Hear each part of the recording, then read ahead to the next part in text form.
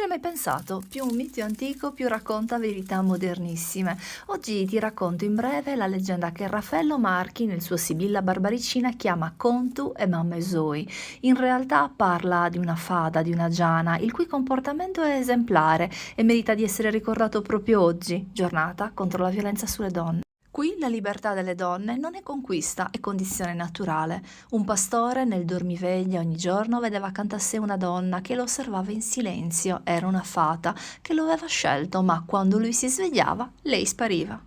Quando il prete venne a sapere di questa presenza, gli diede un consiglio: cucirle un filo di seta all'orlo del vestito, così da trattenerla e sposarla.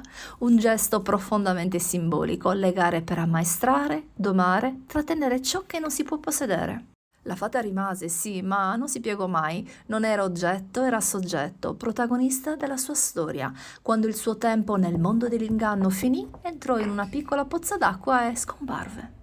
Questa leggenda potentissima ci parla di un tempo in cui la donna sceglieva, decideva, apriva e chiudeva i suoi cicli, perché le fate della mia terra parlano sottovoce ma non mentono. La donna non è oggetto da trattenere, la sua libertà è eredità antica, più forte di qualsiasi tentativo di controllo. Sono Claudia Zedda, antropologa, scrittrice e divulgatrice di cultura sarda. Se vuoi approfondire i significati simbolici di questo mito, commenta sotto. In descrizione trovi la leggenda completa.